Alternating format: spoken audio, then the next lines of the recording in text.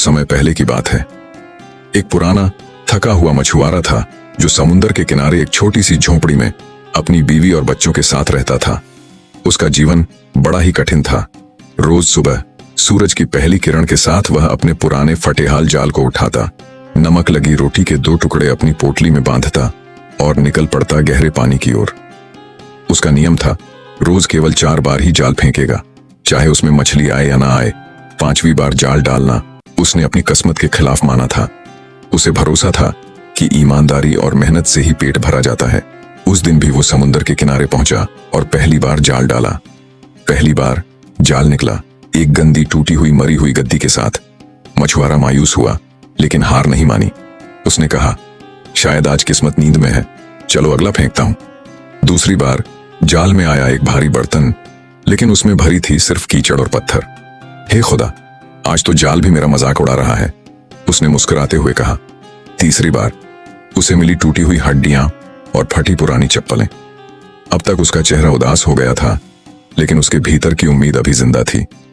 चौथी बार जब उसने जाल खींचा तो उसे महसूस हुआ कि जाल बहुत भारी है।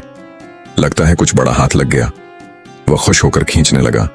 जाल में एक भारी चमकदार पीतल का बर्तन निकला जिसका मुंह लोहे के ढक्कन से बंद था और उस पर अजीब सी मुहर लगी थी, जैसे कोई राजसी निशान हो। मछुआरे ने आश्चर्य से कहा, मछली नहीं तो क्या हुआ, शायद यह बर्तन महंगा हो और बाजार में बिक जाए। उसने जैसे ही ढक्कन खोला, धुएं का एक बड़ा गुब्बार निकलने लगा। आसमान तक उठता वह धुआं अचानक एक डरावने विशालकाय दैत्य में बदल गया।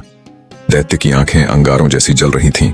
उसके मुंह से गरजती हुई आवाज आई, मैं हूं समुंदर का बंदी दैत्य, मुझे इस बर्तन में 1000 साल से बंद किया गया था। मछुआरा डर के मारे कांपने लगा। वह बोला, हे महान दैत्य, मैंने तुम्हें आजाद किया है, अब मुझे क्या इनाम मिलेगा? दैत्य हंसा, लेकिन वह हंसी कोई खुशी की नहीं थी, वो हंसी थी क्रूरता की। तुम्हें इनाम नहीं मिलेगा, मौत मिलेगी, क्योंकि मैंने 100 साल इंतजार किया कि जो मुझे आजाद करेगा उसे मैं धन दूंगा। फिर 100 साल बाद तय किया कि मैं उसे अपना मंत्री बनाऊंगा। फिर 100 साल बाद कहा कि उसे मैं राजा बनाऊंगा। लेकिन अब मैं थक गया हूं, अब जो भी मुझे आजाद करेगा उसे मैं मार डालूंगा। मछुआरे की सांस अटक गई। उसके मन में डर, दुख और पछतावा सब एक साथ आने लगे। तो क्या मेरी नेकदिली और मेहनत का इनाम मौत है? उसने खुद से कहा। लेकिन वो सिर्फ डरा हुआ नहीं था, वो चतुर भी था। उसने दैत्य की ओर देखा और कहा, तू कह रहा है कि तू बर्तन में बंद था, इतना बड़ा दैत्य इस छोटे से बर्तन में कैसे समा गया? मैं तो मान ही नहीं सकता। दैत्य ने गुस्से में कहा, तू मेरी शक्ति पर शक कर रहा है? मछुआरे ने सिर झुकाकर जवाब दिया, नहीं नहीं, लेकिन अगर तू फिर से बर्तन में चला जाए और मैं अपनी आंखों से देख लूं, तभी मैं पूरी दुनिया को बता सकूंगा कि मैं कितने बड़े दैत्य को आजाद कर पाया। दैत्य ने घमंड में आकर तुरंत अपने आप को फिर से धुएं में बदला और बर्तन के अंदर चला गया। जैसे ही उसका पूरा शरीर अंदर गया, मछुआरे ने फुर्ती से ढक्कन बंद कर दिया और मुहर वापस लगा दी। अब बारी मछुआरे की थी हंसने की। बर्तन में बंद दैत्य अब जोर जोर से चिल्ला रहा था, निकालो मुझे बाहर, ये धोखा है, तुम मुझे बेवकूफ बना रहे हो। मछुआरे ने चुपचाप बर्तन की ओर देखा और ठंडी मुस्कान के साथ बोला, जिसने तुम्हें आजादी दी उसे मारने की सोच रखता है, क्या यही तुम्हारी इंसाफ है? अब सोचो, कौन बेवकूफ है? दैत्य गिड़गिड़ाने लगा, ठीक है, इस बार माफ कर दो, मैं वादा करता हूं तुम्हें कोई नुकसान नहीं पहुंचाऊंगा, मुझे बाहर निकालो। लेकिन मछुआरा अब पहले जैसा सरल नहीं था। वह समझ चुका था कि सामने वाला केवल ताकतवर नहीं, धोखेबाज और घमंडी भी है। उसने बर्तन के ढक्कन पर हाथ रखा और बोला, अगर तू सच में वादा करता है कि तू अब किसी को नुकसान नहीं पहुंचाएगा, तो मैं तुझे आजाद कर दूंगा। लेकिन पहले मुझे यह साबित करना होगा कि तू अपनी बातों में सच्चा है, और इसके लिए मैं तुम्हें एक कहानी सुनाऊंगा। दैत्य ने झुंझलाकर कहा, कैसी कहानी? मैं कहानियां सुनने नहीं, राज करने के लिए बना हूं। मछुआरा मुस्कुराया और बोला, जो कहानियां नहीं सुनता वह कभी सच्चा राजा नहीं बनता। अब सुन और सोच। बहुत समय पहले एक नगर था जहां एक राजा कुष्ठ रोग से पीड़ित था। उसने देश के सबसे बड़े वैद्यों, चिकित्सकों को बुलवाया, पर कोई भी उसका इलाज नहीं कर सका। एक दिन एक विदेशी वैद्य आया जिसने कहा, मैं तुम्हें पूरी तरह ठीक कर सकता हूं, लेकिन तुम्हें मुझ पर पूरा भरोसा करना होगा। राजा ने सहमति दी। वैद्य ने उसे जड़ी बूटियों से बना एक औषधीय तेल दिया और कहा, इससे रोज नहाओ, रोग चला जाएगा। राजा ने वैसा ही किया और सच में कुछ ही दिनों में उसका रोग मिट गया। वह अत्यंत प्रसन्न हुआ और वैद्य को सोने चांदी से लाद दिया। लेकिन राज दरबार में बैठे कुछ पुराने मंत्री जलने लगे। उन्होंने राजा के कान में झर घोला, यह वैद्य असली नहीं, कोई तांत्रिक है, वो आपको अपने वश में करना चाहता है।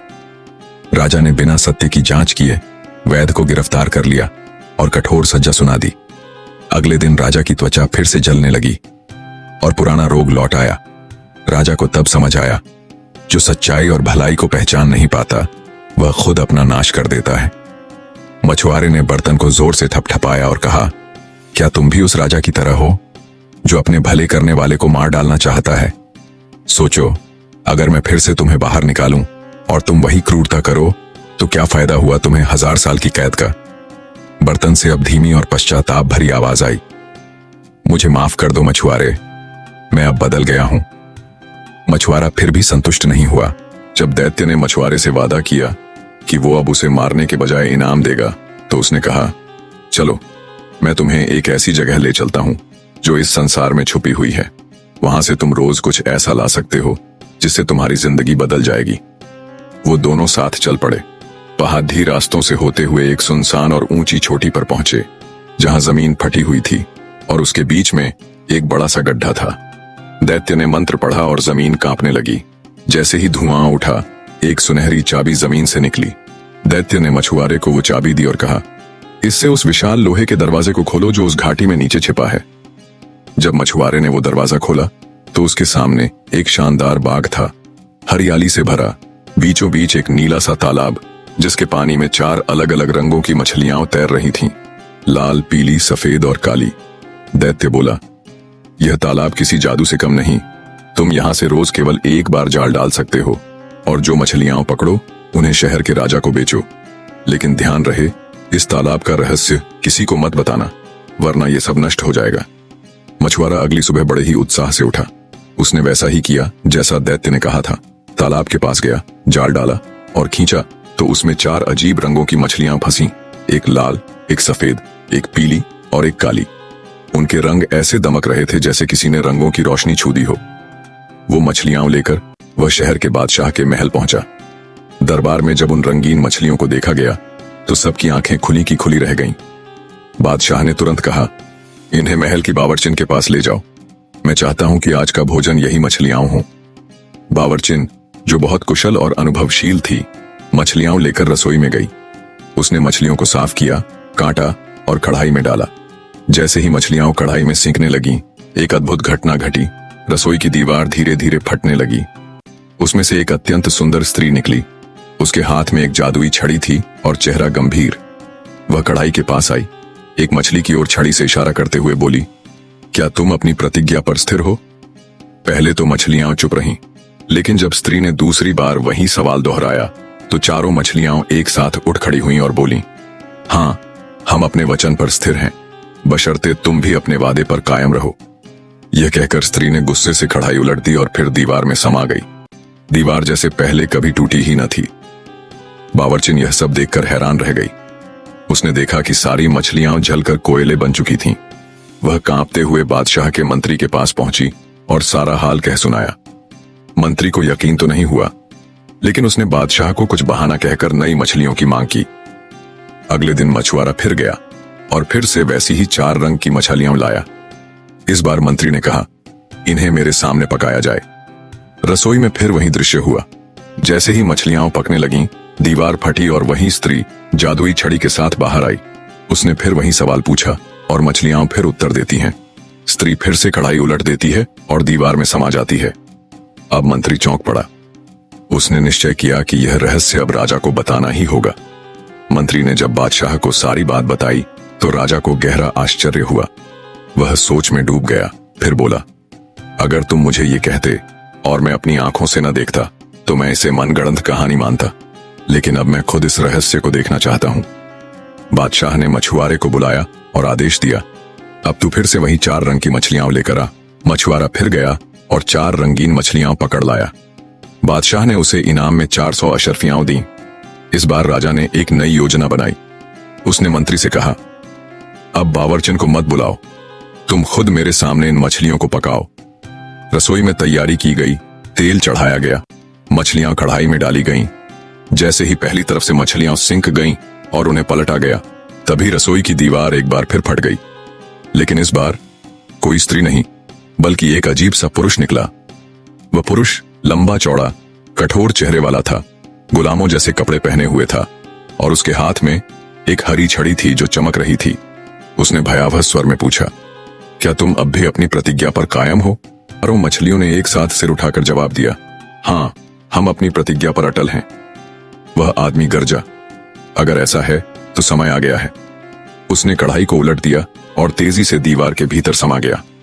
दीवार फिर पहले जैसी हो गई, जैसे कुछ हुआ ही ना हो। बादशाह इस दृश्य को देखकर स्तब्ध रह गया। यह मछलियां साधारण नहीं हैं, वह बड़बड़ाया। इस तालाब, इन मछलियों और इस रहस्यमयी घटनाओं के पीछे कोई बड़ा राज छिपा है। उसने तुरंत मछुआरे को फिर बुलाया और पूछा, सच सच बता, तू यह मछलियां कहां से लाता है? मछुआरे ने अब पूरा सच कह सुनाया। दैत्य, पहाड़, छिपा हुआ तालाब और चारों टीले। बादशाह ने मंत्री से पूछा, क्या तुमने कभी ऐसा कोई तालाब देखा है? मंत्री ने सिर हिलाते हुए कहा, मैं 60 वर्षों से उस दिशा में शिकार करने जाता हूं, लेकिन ऐसा तालाब न कभी देखा न सुना। बादशाह का कौतूहल और भी बढ़ गया। मैं खुद उस तालाब को देखने चलूंगा, उसने फैसला किया। थोड़े ही समय में राजा, मंत्री, सैनिक और दरबारी मछुआरे के पीछे पीछे उस गुप्त रास्ते पर चल पड़े। वे पहाड़ चढ़े, नीचे उतरे और आखिरकार घने जंगलों को पार करके उस चमत्कारी तालाब तक पहुंचे। तालाब वैसा ही था जैसा मछुआरे ने बताया था। चारों ओर 4 रंग के टीले और पानी में सैकड़ों रंगीन मछलियां तैर रही थीं। बादशाह ने सब कुछ अपनी आंखों से देखा और गंभीर स्वर में बोला, जब तक मैं इस रहस्य को जान न लूं, यहां से नहीं जाऊंगा। उसने सबको आदेश दिया कि तालाब के पास ही डेरा डाला जाए। रात को उसने मंत्री को बुलाया और कहा, सुबह दरबारियों से कह देना कि बादशाह बीमार हैं और कुछ दिन विश्राम करेंगे, और जब वे लौट जाएं, तब तुम यहां अकेले मेरा इंतजार करना। उन्होंने अपना राजसी वस्त्र उतारा, साधारण सैनिक का भेष धारण किया, तलवार ली और चुपचाप डेरा छोड़कर जंगल की ओर चल पड़े। कुछ दूर चलने पर उन्होंने एक काला पत्थरों से बना भव्य महल देखा, और अब यहीं से कहानी के अगले रहस्य का आरंभ होता है। बादशाह धीरे धीरे उस अजीब महल की ओर बढ़ा। महल ऊंचा और सुनसान था। चारों तरफ गहरा सन्नाटा था, जैसे वर्षों से किसी ने यहां कदम न रखा हो। लेकिन अंदर से कभी कभी धीमे सुरों में करुण संगीत की आवाज आ रही थी। बादशाह ने दरवाजे को हल्के से धक्का दिया। दरवाजा कराहते हुए खुल गया। महल के अंदर की दीवारें काले पत्थरों से जड़ी थीं और बीचों बीच एक भव्य सिंहासन रखा था। वहां एक युवक बैठा था, जिसकी आधी देह पत्थर बन चुकी थी। नीचे का हिस्सा पत्थर में जड़ा था, ऊपर का हिस्सा जीवित। उसका चेहरा शांत था, लेकिन आंखों में वर्षों की पीड़ा साफ दिखती थी। बादशाह ने उसके पास जाकर पूछा, हे राजकुमार, तुम कौन हो और यह क्या हाल बना है तुम्हारा? युवक ने अपनी बुझी हुई आंखें बादशाह की ओर उठाई और एक गहरी सांस ली। मुझे लगता है कि अल्लाह ने आखिर मेरी सुन ली है। इतने वर्षों बाद कोई मेरी पीड़ा सुनने आया है। बादशाह ने घुटनों के बल बैठकर कहा, मैं एक दूर देश का बादशाह हूं और इस रहस्यमयी तालाब और मछलियों की खोज मुझे यहां खींच लाई है। कृपया मुझे सब सच बताइए। राजकुमार ने कहानी शुरू की। मेरे पिता वृद्ध हुए तो उन्होंने मुझे राजगद्दी सौंप दी और खुद अल्लाह की इबादत में लग गए। मेरी शादी एक सुंदर लेकिन चालाक और काली आत्मा वाली स्त्री से हुई। शुरू में सब ठीक था, लेकिन जल्द ही मैं उसकी असली नीयत पहचान न सका। वह मुझसे छिपकर एक गुलाम से प्रेम करती थी। एक दिन मैंने उन्हें रंगे हाथों पकड़ लिया। मुझे बहुत क्रोध आया, लेकिन मैं क्रूर नहीं था। मैंने गुलाम को पीटकर महल से निकाल दिया और रानी को बंदी बना लिया। लेकिन वो स्त्री कोई साधारण औरत नहीं थी, वह काली विद्या जानती थी। उसी रात उसने मुझे सोते समय जादू से पत्थर बना दिया, आधा जीवित आधा पत्थर, और मेरे राज्य को शाप देकर समुद्र में डुबो दिया। वही राज्य अब यह तालाब बन गया है। तालाब में जो मछलियां तैर रही हैं, वे मेरे मंत्री, सिपाही और प्रजा हैं, जिन्हें उसने उनके वस्त्रों के रंग के अनुसार मछलियां बना दिया। हर साल वह औरत एक दिन के लिए मेरे पास आती है, मुझे ताने देती है और फिर चली जाती है। मैं रोज अल्लाह से यही दुआ करता हूं कि कोई नेक दिलाए और मेरा शाप तोड़े। शायद तुम वही हो। जादूगरनी की चाल। राजकुमार ने गहरी सांस ली और कहा, हे बादशाह, अगर तुम सचमुच मेरी मदद करना चाहते हो तो मेरी बात ध्यान से सुनो। आज रात आधी रात को वह जादूगरनी आएगी। वह मुझे ताने देगी, मुझे चिढ़ाएगी और फिर चली जाएगी। वह नहीं जानती कि अब कोई बाहरी व्यक्ति महल में है। यही तुम्हारा अवसर होगा। बादशाह ने पूछा, मैं क्या करूं? राजकुमार बोला, वह जैसे ही लौट जाए तुम उसके पीछे पीछे उस गुप्त दरवाजे से बाहर निकलना जहां से वह आई होगी।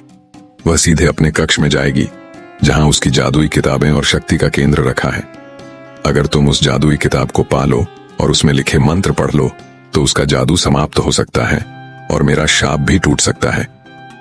बादशाह ने गर्दन हिलाकर वादा किया, मैं अपने प्राणों की बांजी लगाकर भी तुम्हें मुक्त करूंगा। रहस्यमयी रात रात घिर आई। महल में हर ओर सन्नाटा छा गया। केवल कभी कभार पत्थर की दीवारों से टकराकर आती हवा की आवाज सुनाई देती थी। आधी रात को जैसे ही घड़ी ने 12 बजाए, अचानक एक काले धुएं का गुब्बार उठा और धुएं से एक भयानक छवि प्रकट हुई। लंबे बाल, लाल आंखें और काली पोशाक में वह स्त्री जादूगरनी प्रकट हुई। वह राजकुमार के पास आई और हंसते हुए बोली, अब भी जिंदा हो? तुम्हें तो अब तक पत्थर पूरा बना देना चाहिए था। राजकुमार चुप रहा, सिर्फ आंखें बंद कर लीं। बादशाह एक स्तंभ की आड़ में छिपा सब देख रहा था। उसकी तलवार कमर पर थी, लेकिन वह जानता था यह लड़ाई तलवार से नहीं, बुद्धि से लड़ी जाएगी। कुछ देर बाद जादूगरनी चली गई। गुप्त कक्ष की ओर बादशाह ने जैसे ही उसे महल के कोने में बने एक पुराने दरवाजे से निकलते देखा, वह चुपचाप पीछे पीछे चल पड़ा। संकरे रास्तों से होता हुआ वह जादूगरनी के कक्ष तक पहुंचा। कमरे के भीतर वह स्त्री अब एक दिए के सामने बैठकर कुछ बुदबुदा रही थी। पास ही एक पुरानी किताब चमक रही थी, शायद वही थी जिसके बारे में राजकुमार ने कहा था। बादशाह ने एक पत्थर उठाया और खिड़की की तरफ फेंका। खटाक! जादूगरनी चौंकी और खिड़की की ओर बढ़ी। यह मौका था। बादशाह फुर्ती से कमरे में घुसा, किताब उठाई और राजकुमार द्वारा बताए गए मंत्र पढ़ने लगा। जैसे ही अंतिम शब्द समाप्त हुआ, कमरे में बिजली सी कौंधी, एक तेज चीख सुनाई दी और जादूगरनी जमीन पर गिर पड़ी। शाप का अंत इसी क्षण महल हिलने लगा। दीवारें कांपने लगीं, तालाब की मछलियां तड़पने लगीं और धीरे धीरे मछलियां इंसानों में बदलने लगीं। राजकुमार की प्रजा, सैनिक, मंत्री सब धीरे धीरे अपनी असली रूप में लौट आए। राजकुमार के शरीर से पत्थर की जंजीरें टूटने लगीं और देखते ही देखते वह पूरी तरह जीवित और मुक्त हो गया। उसने आंखें खोलीं और पहली बार मुस्कुराया। हे बादशाह, आप ना होते तो मैं आज भी शापित रहता। आगे अब राजकुमार ने बादशाह को गले लगाया और कहा, अब आप मेरे राज्य के उद्धारक हैं, जो चाहे वर मांगिए। लेकिन बादशाह ने जो मांगा वो था कुछ और। क्या मांगा बादशाह ने? क्या वो राज्य लेगा या वापस अपने देश लौटे?